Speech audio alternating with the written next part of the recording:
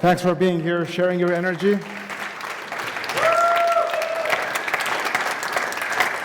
Before I start, let me share a little secret about TED. See, the real magic of TED isn't really with the speakers. It's really with you, the audience.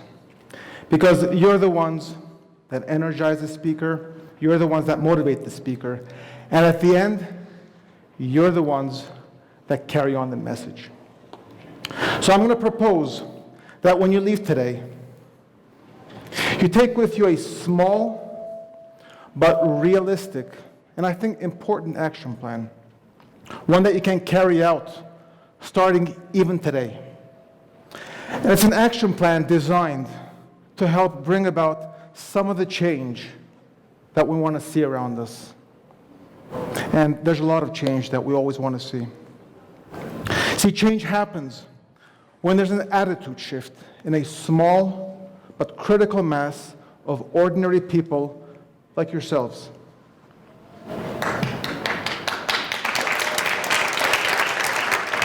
The way a very small group of people think, the way we act, the examples we set, can have such a great impact, way larger than we can imagine. So, if I were to ask you, what is one of the biggest ecological disasters we have in Armenia today? What would you answer? The obvious choice. Okay. Terud. Okay. So Terud, other mining sites, massive deforestation, lack of landfills, no recycling, heavy metal contamination. It's a large list. And these are real issues in this country today. Yet I'm going to propose that we have an equally, if not even more dangerous, ecological disaster looming over Armenia today. And it comes in the shape of a cloud that lingers in the air and blocks all the positive energy behind it. It's this cloud that rains not chemicals, but harmful words and narratives over and about Armenia. It's this disaster cloud that travels the skies across the world, enshrined in that motto that we hear way too often. And this cloud reads, Yergira, Yergir Che. This country is no country. Now, what a beautiful feeling, eh? To wake up in a country that's not even a country yet. Or to wake up abroad and look across the oceans at a country whose narrative seems to be stuck. That, my friends, is a huge ecological disaster. And it doesn't take a Facebook page to fix it.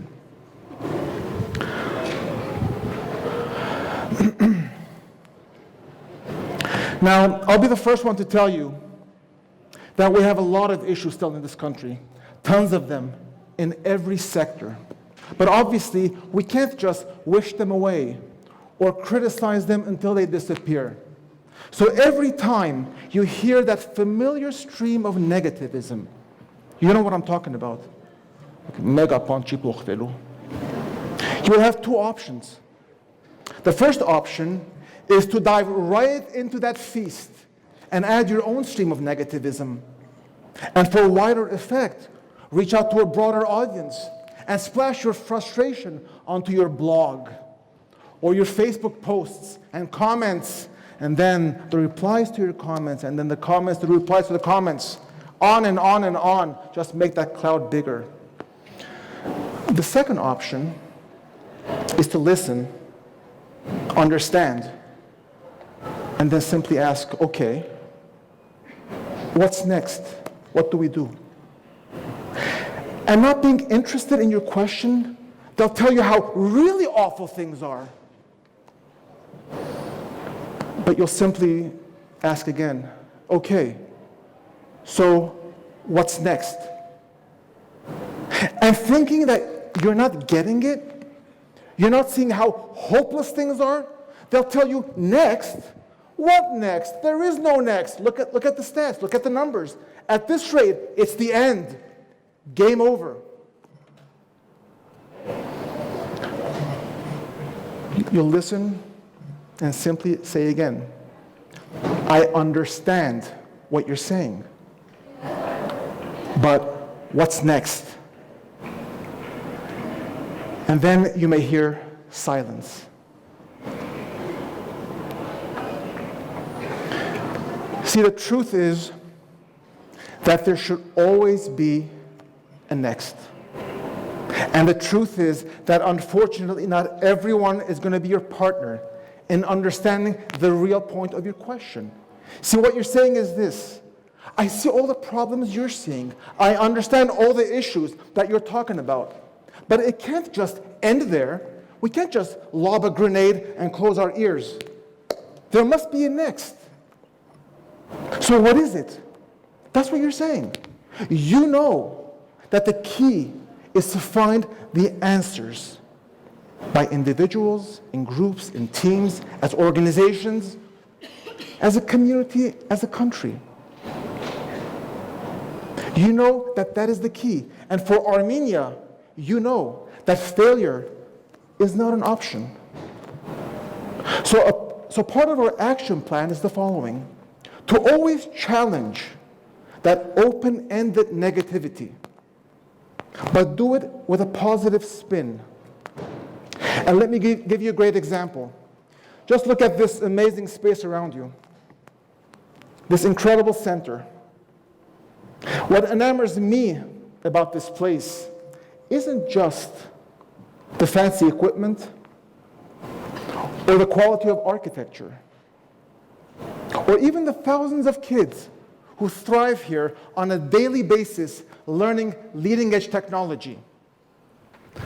The underlying magic of this place is an individual who transcended all the negativity, all the naysayers, all the buzz, and all the doubters, and made this place happen. An individual named Sam Simonian. Now just ask him about all the challenges he and his team faced and still face.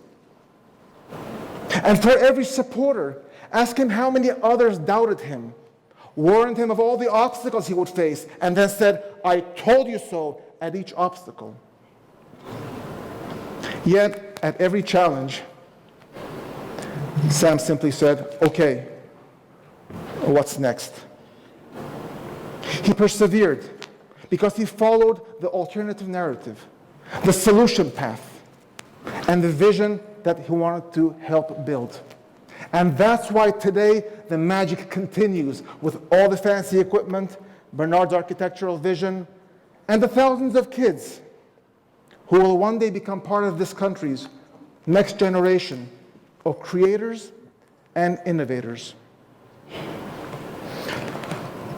On a different scale, there's that same potential in each of us to transcend the negativity, and not necessarily to create centers, but narratives of excellence, new narratives of success. And that's where we should start today. And remember, it only takes a small critical mass of people like ourselves. So part of our action plan is, how do we inspire a growing solutions team for Armenia using narratives of excellence?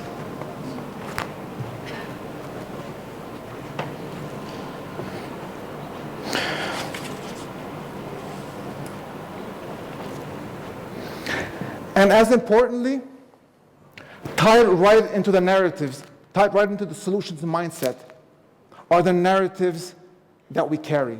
Yergire, yergir che. Come on, I mean, what kind of a narrative is that? Who would be inspired to engage in a country with that kind of a lame narrative? Just look at countries that want to be successful. Do any of them carry a negative narrative? Of course not. Don't you think they had their own issues and challenges throughout their histories? Of course they had.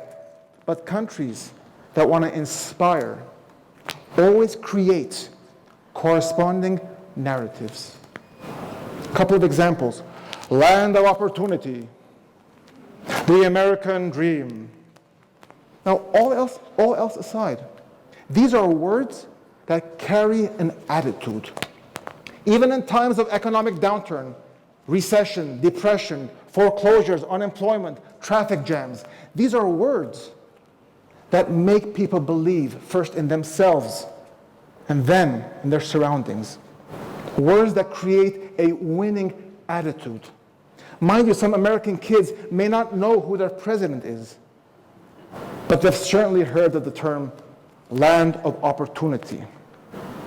People migrate to those countries not because of more glamorous jobs or well-paved roads or less corrupt officials, but simply because of the dream to feel good about themselves and what they hope to be achieving. And remember, first is the right narrative, and then it's the new reality. That is the right order. So for Armenia, first, we need to get unstuck from the lame narratives, and then start individually, but broadly sharing our new narratives of excellence. Narratives that empower people, engage our global potential and expertise, inspire local youth to see hope and take ownership of their surroundings. Narratives that are honest, don't attack, yet build networks, energy channels, and momentum. Narratives for both inside and outside of Armenia. That's where we should start, putting aside the negativism. And remember, it only takes a small critical mass of people like ourselves. And let me conclude with this thought. Imagine you're part of a medical team with a patient in front of you on the operating bed. And there's a little microphone planted in the waiting room where the relatives are waiting. And as you get ready for the operation, you hear the following conversation amongst the three relatives. The first, you told him, stop smoking, drink less, cut the fat, exercise, get checkups. He wouldn't listen. It's hopeless. He's probably dead by now. The second relative is quiet, anxious, clutching a photo of the relative and just waiting for your report. Third relative, I'm glad we got the best medical team in there. Our relative will recover, so let's put together the best rehab team now. Mind you, the relative's condition is due to a lot of reasons, but at this point, the only relevant question is the following. Okay, what's next? And for the doctor, only one relative appreciated what you did, encouraged your being part of the solutions team. So for the case of Armenia, now we become its relatives. But which relative are we? That's our choice. Do our words and attitudes inspire and invite the engagers? And at the end of the day, despite all the issues, all the challenges, and all the well-known documented troublemakers, the only relevant question is, do our words and attitudes invite and inspire the engagers? So our action plan has two parts. Challenge open-ended negativity in a positive way, and inspire a growing solutions team for Armenia using narratives of excellence. So what are those new narratives? Remember, TED is about you. I'm sure you'll come up with them. Thank you.